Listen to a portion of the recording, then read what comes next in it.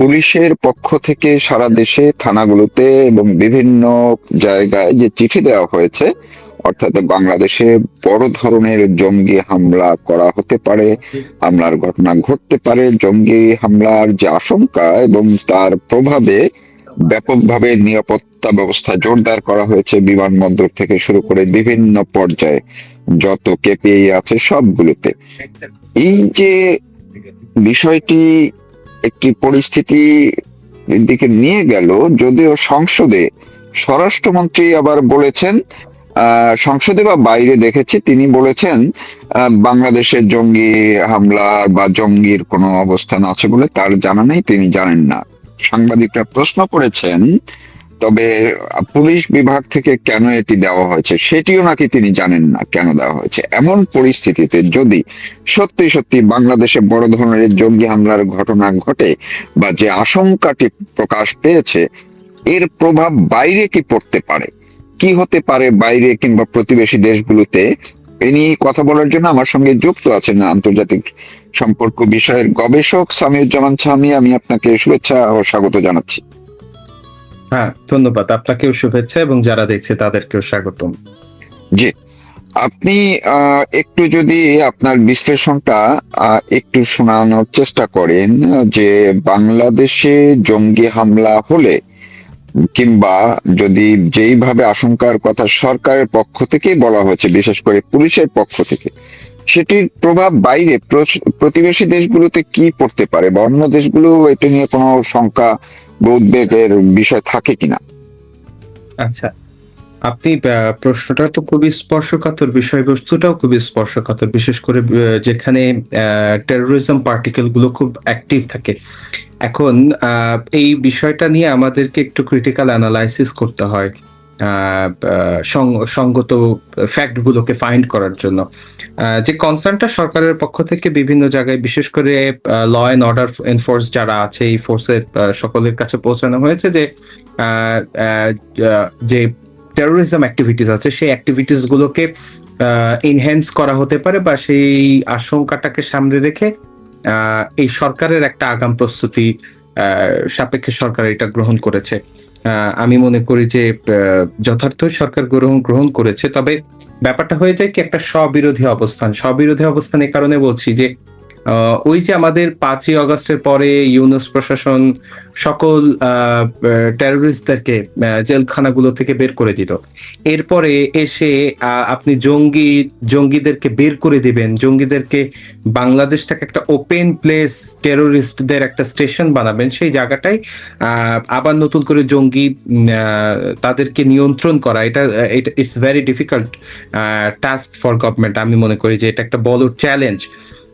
এখন এই থ্রেটটা কেন এবং এই থ্রেটটা আসলে কবে থেকে শুরু হয়েছে? আমি যদি ইমার্জিং পিরিয়ডটা বলি তাহলে আমি খুবই স্পেসিফিক ভাবে বলবো যে 5 তারিখের পর থেকে এই অ্যাক্টিভিটিস গুলো যেগুলো আছে সেগুলো শুরু হয়নি। ব্যাপারটা হচ্ছে নতুন একটা ক্লিন চেক পাওয়া গেছে, অর্থাৎ এই জায়গাটাকে, এই ল্যান্ডটাকে তারা ইউজ করতে পারে এবং সেই ল্যান্ডটা ইউজ করার ক্ষেত্রে রাষ্ট্রযন্ত্রের পক্ষ থেকে যে বাইন্ডিংসটা আছে সেই বাইন্ডিংসটা থাকবে না, সেই একটা ক্লিন চেট কিন্তু ইউনূস প্রশাসনের সময় কিন্তু তারা ভোগ করেছে এবং তাদেরও একটা বড় সমর্থন কিন্তু ইউনূস প্রশাসনের উপরে ছিল। এটা আর বলার অবকাশ থাকে না। এই জায়গাটাই কয়েকটা বিষয় খুবই পৃথক ভাবে আমাদেরকে ফাইন্ড করতে হচ্ছে। সেটা হচ্ছে যে নিরবিচ্ছিন্ন ছিনতাই, ডাকাতি, এই ব্যাপারগুলো আলাদা, এই পোর্শনটা আলাদা। অনেকে এই টেরোরিস্ট অ্যাক্টিভিটিস এর সাথে এগুলোকে গুলিয়ে ফেলে, মিশিয়ে ফেলে। আমরা মনে করি যে এইটাকে একটু ডিফাইন করা উচিত। এটা টেরোরিস্ট বা টেরোরিজমের কোনো অ্যাক্টিভিটিস না। বাংলাদেশের আর্থিক অবস্থা, জনদুর্ভোগ, এই সকল ক্ষেত্রে নিম্ন আয়ের যারা সুযোগ সন্ধানী সেই মহলটা তো এইটার সুযোগ নেবেই। তো সেটা একটা আলাদা বিষয়। কিন্তু টেরোরিস্ট অ্যাক্টিভিটিসের যে কথাটা, যে কনসার্নটা বাইরের দেশগুলো থেকে আপনারা রিপিটেডলি ইউনিস রেজিমের সময় পেয়েছেন। আপনারা দেখেছেন তুলসী গ্যাবার্ড বলেছে, আমেরিকার পক্ষ থেকে বলা হয়েছে, ভারতের পক্ষ থেকে সেভারাল টাইম বলা হয়েছে। এবং মালয়েশিয়ার কেসেও কিন্তু তারা খুবই সিগনিফিকেন্টলি বলার চেষ্টা করেছে যে বাংলাদেশে তাদের টেরোরিস্ট অ্যাক্টিভিটিস চালানোর জন্য মালয়েশিয়াকে ল্যান্ড হিসাবে একটা একটা কমিউনিকেটিভ ল্যান্ড হিসাবে তারা ব্যবহার করেছে, যেটা মালয়েশিয়ার স্বরাষ্ট্রমন্ত্রীও কিন্তু তার বক্তব্যে এমফাসাইজ করেছে, এবং এখানেও কিন্তু মালয়েশিয়াতেও কিন্তু অভিযান চালানো হয়েছে। এবং একটা বড় অভিযোগ কিন্তু বিগ মার্জিনে আমরা শুনেছি, যেটার বস্তুনিষ্ঠতা নিয়ে বিতর্ক থাকতে পারে, বস্তুনিষ্ঠতা কতটুকু রয়েছে, সেই রেলেভেন্সি কতটুকু আছে, গ্রাউন্ডটা কতটুকু সত্য, সেটা নিয়ে আলোচনা হতে পারে। তবে এই গ্রাউন্ডটার অর্থবাচকতা আছে যে একটা একটা বিগ স্টেশন আমরা মনে করি যে দোহাতে এবং টার্কিতে, যেখান থেকে বাংলাদেশের একটা মহল চাই যে বাংলাদেশকে ডিস্টেবিলাইজ করতে, এবং সেই জায়গাটায় মোটিভটা কি শুধুমাত্র বাংলাদেশকে কেন্দ্র করে কিনা, সেই বিষয়টা নিয়ে যদি আলোচনা করতে হয়, আমি মনে করি যে এটা একটা কোয়ালিশন সিকিউরিটি ডিলেমা। অবশ্যই বাংলাদেশের ল্যান্ডটাকে ব্যবহার করা শুধুমাত্র বাংলাদেশের টেরোরিস্ট বা টেরোরিজমকে আপরাইজ করা বা এনহেন্স করার উদ্দেশ্যে নয়। এই জায়গাটাই একটা বড় স্বার্থ নিহিত আছে পার্শ্ববর্তী দেশ ভারতের সাথে। আপনারা দেখেছেন যে ভারতের পশ্চিমবঙ্গের নির্বাচন চলছে, সেই নির্বাচন, রাজ্যসভা নির্বাচন, এবং আমাদের আরো কয়েকটি প্রতিবেশী রাজ্য যেগুলো আছে সেগুলোতেও কিন্তু নির্বাচনের প্রক্রিয়া যেটা চলমান রয়েছে। সেই জায়গাটাই ভারতের জন্য এটা একটা বড় থ্রেট আমরা মনে করি। নিঃসন্দেহে এটা একটা ক্রস বর্ডার সিকিউরিটি ডিলেমার দিকেও যাইতে পারে, এবং সেই থ্রেটের জায়গা থেকে কিন্তু বিশেষ করে বর্ডার এরিয়াগুলোতে এই যে টেরোরিস্ট অ্যাক্টিভিটিস আছে, সেই টেরোরিস্ট অ্যাক্টিভিটিস এর কিন্তু আপরাইজিংটা বেড়েছে আমরা দেখতে পাচ্ছি। তো সেই জায়গাটাই সরকারকে অধিকতর সতর্কতামূলক অবস্থানে যেতে হচ্ছে, এবং অনিচ্ছা সত্ত্বেও সত্য যে এই যে বাংলাদেশে যে এই জঙ্গিবাদটা তো 2টা বছর, বিশেষ করে ইউনূস রেজিমের পুরোটা সময় তো পেট্রোনাইজড বাই বলা যায়, আবার আপনি যদি একটু ঘুরিয়ে বলতে চান যে স্টেট স্পন্সর করা একটা টেরোরিজম, সেই টেরোরিজমটাকে আমরা লালন এবং ধারণ করেছিলাম। বাংলাদেশকে এই কালো অধ্যায়টাতেও আসলে দেখতে হয়েছে। তো সেই জায়গা থেকে কতটা ডালপালা বিস্তৃত হয়েছে, এই লেন্থটাই সারাউন্ডিংসটা বোঝা, উপলব্ধি করাটা আমার মনে হয় যে বেশ জটিল একটা সমীকরণ। আমাদেরকে এটা উপলব্ধি করতে হবে যে এটা কতটা স্প্রেডেড হয়েছে। এই যে এই অঙ্কটাকে আমরা একটু বুঝতে চাই যে আসলে এই পরিধিটা কত বড় হয়েছে, এইটার জনবল, রসদগত অবস্থান এবং কৌশলগত আপনার অভিমুখিতা কতটুকু এই টেররিস্ট অ্যাক্টিভিটি খেতে গেছে। এই জায়গাটাই একটা থ্রেট মিটিগেট করা গেলেও টেররিস্ট অ্যাক্টিভিটিসটাকে আমরা মিটিগেট করতে পারিনি, এটাই বিগ মার্জিনের সত্য। কেননা এই জায়গাটাই একটা নতুন ইনস্টলমেন্ট তো হয়েছে, একটা বড় সময় ধরে নতুন ইনস্টলমেন্ট, এবং এই টেররিস্ট ইনস্টলমেন্টের মাধ্যমে কিন্তু তারা তাদের গোল সেট করেছে। টেরোরিজমটা আসলে কি? টেরোরিজম আমরা শুধুমাত্র সন্ত্রাসবাদটাকে তো বলি না, এইখানে উগ্র জঙ্গিবাদী গোষ্ঠী জড়িত। তাহলে এই গোলটা কি, তাদের আসলে অ্যাকশন প্ল্যানটা কি, সেই অ্যাকশন প্ল্যানটাও আমাদেরকে একটু অনুধাবন করতে হবে, এবং সেই অ্যাকশন প্ল্যানগুলোকে অ্যাকিউজ করেই কিন্তু আমাদেরকে ফ্যাক্টগুলোকে ফাইন্ডিং করতে হয়েছে। তো সেই জায়গাটাই আমার কাছে আমার ব্যক্তিগত অ্যানালাইসিস যেটা বলছে যে বাংলাদেশের এই যে টেররিস্ট ফার্মটা, এই টেররিস্ট ফার্মগুলো বা টেররিস্ট অর্গানাইজেশনগুলো বা গোষ্ঠীগুলো একটা বড় অংশ, আমি বলবো যে এটা সিংহভাগই কোনো ক্ষেত্রে যদি বাড়িয়ে বলি যে পুরোটাই বাইরের একটা স্টেশন থেকে, হয়তো দোহা থেকে, না হয় টার্কি থেকে, না হয় মালয়েশিয়া থেকে, না হয় পাকিস্তান থেকে, এই যে ফার্মগুলো আছে তাদের এক একটা গোষ্ঠীর এক এক ধরনের অ্যাকশন প্ল্যান থাকতে পারে, এবং এই জায়গাটায় অক্সিলারি ফোর্স হিসাবে একটা টেররিস্ট গোষ্ঠী আর একটা টেররিস্ট গোষ্ঠীর সাথে ইন্টার কানেক্ট থাকে। তো সেই জায়গাটাই একটা কালেকটিভ ফোর্স হিসাবে যদি পুরো বাংলাদেশে কয়েকটি স্পট তারা কোয়ালিশন করে যদি তাদের অ্যাকশনে যেতে চায়, সেক্ষেত্রে সরকারের জন্য it's very difficult to control them, এবং এই সোশিও পলিটিক্যাল আনস্টেবল সিচুয়েশনে সরকারের জন্য বেশ কঠিন হবে। জি, ধন্যবাদ। আমি এই প্রশ্নটা আপনাকে করতামই যে এই জঙ্গিবাদের যে কথা সরকারের পক্ষ থেকে বলা হয়েছে, যে উগ্র জঙ্গিবাদী গোষ্ঠী বা গ্রুপ তারা কতটা লোকাল আর কতটা বাইরে থেকে, আন্তর্জাতিক সম্পৃক্ততা এদের কিরকম এবং কোন কোন সংগঠনগুলো, সেটিও অনেকটাই এখন প্রকাশ্য হয়ে গেছে। যেমন সর্বশেষ যেটি বলা হচ্ছে যে সেনাবাহিনী বা নৌবাহিনীর মধ্যে যারা আছেন, এমনকি টিটিপির কথা বলা হয়েছে পাকিস্তান বেস, তাদেরও কেউ কেউ আছে, তাদেরকে কয়েকজনকে আটক করা হয়েছে ইত্যাদি, এইসব নিয়ে নানান কথাবার্তা আছে। আমি যদি আরেকটু, এটা যদিও আন্তর্জাতিক সম্পৃক্ততা একটু ভিন্ন ভাবে, কিন্তু আন্তর্জাতিক বিশ্ব তো এটিও দেখেছে যে এর আগে যেবার যখন বাংলাদেশে ব্যাপক মাত্রায় জঙ্গিবাদী কার্যক্রম চলেছে, হামলাগুলোর ঘটনা হয়েছে, সেটিও ছিল সেই এই বিএনপি আমলে, অর্থাৎ 2001 থেকে 2006 মধ্যে যত বড় বড় ঘটনাগুলো ঘটেছে। তো শুধু লোকাল মানুষজন না, বা বাংলাদেশে যারা অবস্থান করছেন তারাই না, আন্তর্জাতিক পর্যায়ে থেকেও কি এই সূত্রটা তারা কোনোভাবে মিলানোর চেষ্টা করবে যে এই সরকারটি যখনই ক্ষমতায় আসে তখনই জঙ্গিবাদের একটা মানে উচ্চ সারিতে, হ্যাঁ, আপগ্রেড হতে থাকে। এইটা বাইরে থেকে কিভাবে তারা এটা নিতে পারে বা দেখতে পারে, বা এটা আদৌ দেখছে কিনা? আপনি যথার্থই বলেছেন। দেখুন, কোনো কেস স্টাডি যখন করা হয়, বিশেষ করে ইন্টারন্যাশনাল গ্রাউন্ডে, তখন সবচেয়ে গুরুত্ব এমফাসাইজ যে জিনিসটাতে করা হয়েছে সেটা হচ্ছে যে হিস্ট্রিক্যাল ফুটপ্রিন্টটা আসলে কেমন। দুঃখজনক হলেও সত্য যে আমি দুটি পার্টিকুলার কেস আপনার সামনে একটু হিস্ট্রিতে যেতে চাই। আমি যদি আহ, অস্ত্র চোরা কারবার বলি, বা বিএনপির 2001 সাল থেকে 6 সাল পর্যন্ত তাদের যে ভারতের বিচ্ছিন্নতাবাদী গোষ্ঠীদের সাথে অ্যাফিলিয়েশন, অস্ত্র উদ্ধার, বা সেই জায়গাটায় বাবরের বিতর্কিত অবস্থান, সেখানে তারেক রহমানের নাম জড়িয়ে যাওয়া, এফবিআই বাংলাদেশে এসে এসে তারেক রহমানের বিরুদ্ধে একটা সাক্ষ্য দিয়ে যাওয়া, তারেক রহমানের আন্তর্জাতিক একটা প্রতিবন্ধকতা সৃষ্টি করা, আবার এই প্রতিবন্ধকতাটা সৃষ্টি হলো মাল্টিপল কান্ট্রি থেকে, আহ, যে আহ, বিভিন্ন জঙ্গিবাদী গোষ্ঠীর সাথে উইথ ফান্ডিং অ্যালাইনমেন্ট অ্যাফিলিয়েশন থাকলেও থাকতে পারে। এই কথাগুলো বলা, আহ, এই কথাগুলো গ্রাউন্ড আছে অনেক ক্ষেত্রে, এই গ্রাউন্ড গুলো বেশ এস্টাবলিশ, এটাও যেমন সত্য। পাশাপাশি আরেকটি বড়, আমি বলবো যে এক্সিস্টিং পলিটিক্যাল পার্টি বাংলাদেশে যারা এখন রাজনীতি করছে, জমিয়তে ইসলামী, তাদের বিরুদ্ধে এই ক্রিমটা আরো বেশি প্রখর।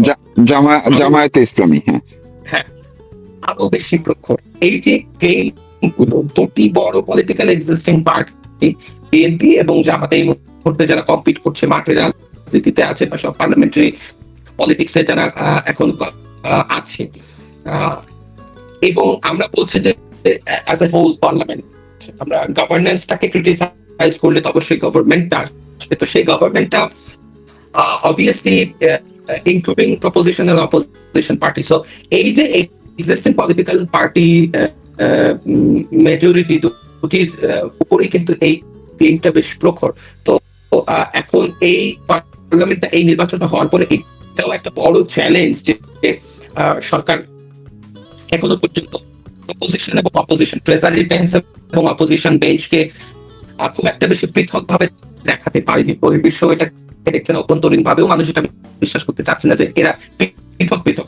এখনো পর্যন্ত তারা বিশ্বাস করে এটা একটা রাজনৈতিক সমঝোতায় বন্দোবস্ত হয়ে একটা পার্লামেন্ট গঠন করা হয়েছে, এবং বিএনপি এবং জামাতের ভিতরে সেই মিউচুয়াল আন্ডারস্ট্যান্ডিংটা আছে। তো সেই জায়গাটায় we are considering this government is একটা কোয়ালিশন গভর্নমেন্ট। তো সেই কোয়ালিশন গভর্নমেন্টটা তাদের জঙ্গি আপরাইজিং, মানে যেটাকে আমরা বলছি টেরোরিস্ট আপরাইজিং, টেরোরিজম আপরাইজিং, সেই জঙ্গিবাদের আপরাইজিংটাকে কন্ট্রোল করতে পারলো না। জঙ্গি যাদেরকে ছেড়ে দেওয়া হয়েছে তাদেরকে রেস্কিউ করতে পারলো না, আবার আইনের আয়তায় আনতে পারলো না। এখন যে থ্রেটটা দেখা গেছে, সেই থ্রেটটা মিটিগেট করতে আকস্মিকভাবে এটা ভেবে নেওয়ার আসলে কোনো কারণ নেই।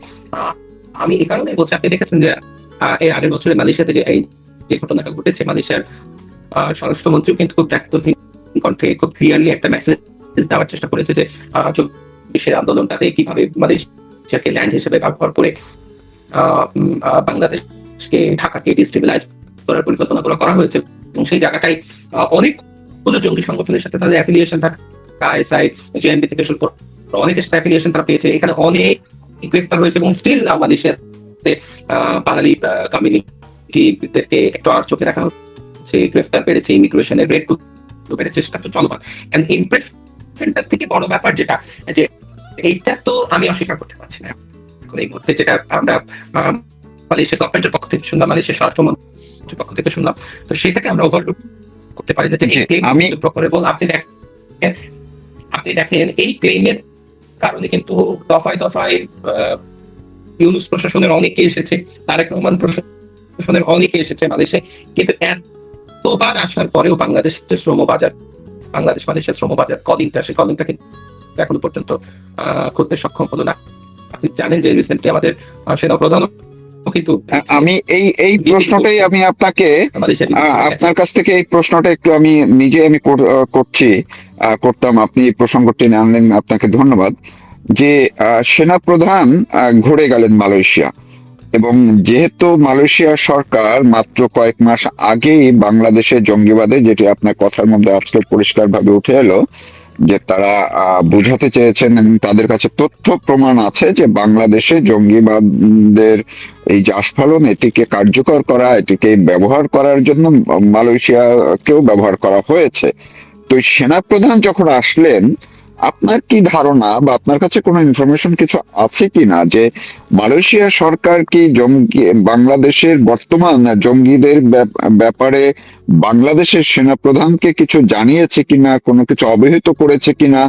আরেকটি, যে সেনাপ্রধান যেদিন গেলেন তার ঠিক পরদিনই কিন্তু বাংলাদেশের প্রশাসন, পুলিশ প্রশাসনের পক্ষ থেকে এই অ্যালার্টটা দেওয়া হয়েছে। আপনি এটার সঙ্গে কোনো কিছু পাচ্ছেন কিনা যোগসূত্র? আপনার বোধহয় নেটে একটু সমস্যা করতেছে কিনা, নাকি? এখন কি আমার শোনা যাচ্ছে? আমি আপনার প্রশ্নটা বুঝেছি। আমি যে বিষয়টা, বিশেষ করে বাংলাদেশের সেনাপ্রধানের মানে সফর সম্পর্কে যে বিষয়টা আমি আমার মনে আপনি একটু বের হয়ে আবার ঢুকবেন কিনা, আপনার কথা শোনা যাচ্ছে না। দর্শক, আপনাদেরকে অনুরোধ করছি, এটি খুবই গুরুত্বপূর্ণ একটি পয়েন্ট আলোচনার, আপনারা একটু সঙ্গে থাকুন, আমরা একটু টেকনিক্যাল জায়গাটা একটু ক্লিয়ার করার চেষ্টা করছি। আপনি একটু বের হয়ে আবার একটু ইন করবেন কিনা স্যামুয়েল জনসন, প্লিজ।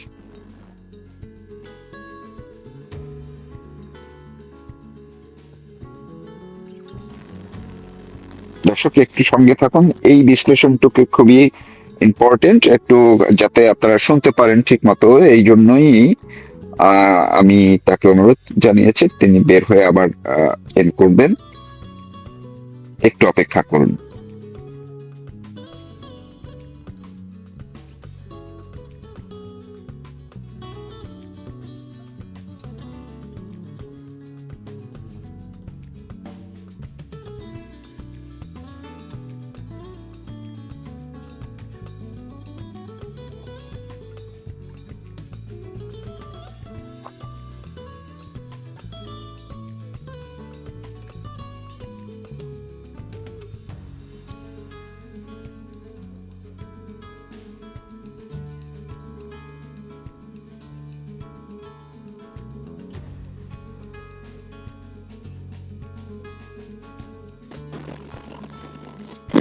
জি, ধন্যবাদ, আশা করি এবার ঠিক আছে মনে হয়।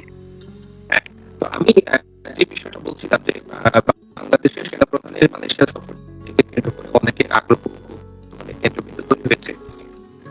আমি আপনার রিপোর্টে এই প্রসঙ্গটি খুব একটা বেশি বলতে চাই না। আমি যতটুকু এই বিষয়টাতে আমি অবগত হয়েছি সেটি হচ্ছে যে মালয়েশিয়া এবং বাংলাদেশের এই শ্রম বাজারটা বেশ সেন্সিটিভ, এবং মালয়েশিয়ার যে কনসার্নস গুলো আছে বাংলাদেশ প্রসঙ্গে, সেই কনসার্নস গুলোকে একটা মিউচুয়াল আন্ডারস্ট্যান্ডিং এর জায়গায় আনা, একটা রেসপেক্টের জায়গায় আনা, বিশেষ করে আমাদের সাথে মালয়েশিয়ার সাথে বাংলাদেশের মিলিটারি অ্যাফিলিয়েশন খুবই ভালো, দীর্ঘদিন ধরে ভালো ছিল। তো সেই জায়গাটাই মানে অবশ্যই বিশেষ করে পার্টিকেল থেকে শুরু করে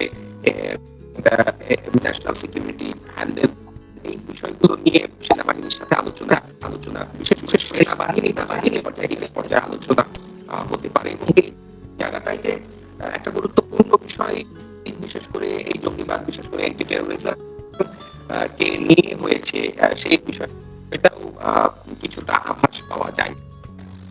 এখন ওই কনফিডেন্টটা বিল্ড করা যে বাংলাদেশের এই টেররিস্ট পার্টিকেলগুলো কি করে তারা মিটিগেট করছে, এই কনফিডেন্টের জায়গাটা আনায়ন আমি মনে করি যে কোনো ডিপ্লোম্যাটিক বা যে কোনো দ্বিপাক্ষিক সম্পর্কের জন্য, বাইলেটারাল রিলেশনের জন্য অত্যন্ত জরুরি একটা আমি বলি যে পন্থা। সেই পন্থাটা অবলম্বনের প্রসঙ্গেই হয়তো এই দুই দেশের ডিফেন্স পর্যায়ে এই বৈঠকটা সম্পূর্ণ হলো। সেই জায়গাটাই ক্লোজ ডোর অনেকগুলো ইভেন্ট থাকতে পারে এবং ক্লোজ ডোর অনেকগুলো ম্যাটার নিয়ে আসলে আলোচনা হলেও হতে পারে, কিন্তু সেখানে যে একটা গুরুত্বপূর্ণ আলোচনায় গুরুত্বপূর্ণ অংশ জঙ্গিবাদকে সাপ্রেস করা বা জঙ্গিবাদকে মিটিগেট করার বিষয়ে বাংলাদেশ প্রসঙ্গে হয়েছে, সেই বিষয়টা মোটামুটি ধারণা করা যায় এবং নির্ভরযোগ্য সূত্রগুলো থেকে সেই আভাস পাওয়া যাচ্ছে।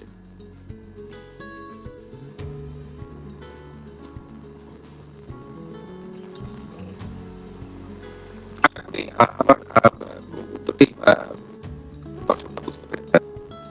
জি, অনেক ধন্যবাদ আপনাকে। দর্শক খুবই দুঃখিত যে শেষ দিকে আসলে খুবই ইম্পর্টেন্ট একটা সময়ে আমাদের টেকনিক্যাল একটু সমস্যা হওয়ার কারণে কথাগুলো ঠিক মতো হয়তো শোনা যায়নি, কিন্তু একটু কষ্ট করে হলেও বোঝা গেছে আর কি। সামীউজ্জামান সামি, আমি আপনাকে অনেক ধন্যবাদ ও কৃতজ্ঞতা জানাচ্ছি, আমাকে সময় দিয়েছেন। দর্শক আপনারাও শুনলেন যে বাংলাদেশের জঙ্গিবাদের যে আস্ফালন এবং এই যে জঙ্গি হামলার একটা আশঙ্কা করা। আমি আপনাকে শুনতে পাচ্ছি না।